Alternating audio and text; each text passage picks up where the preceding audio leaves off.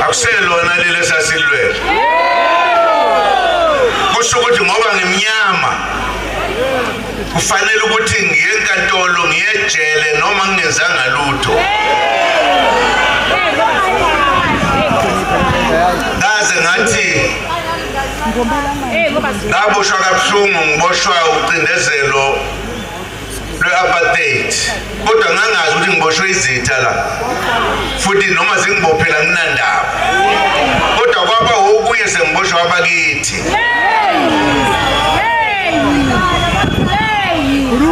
inkinga esinayo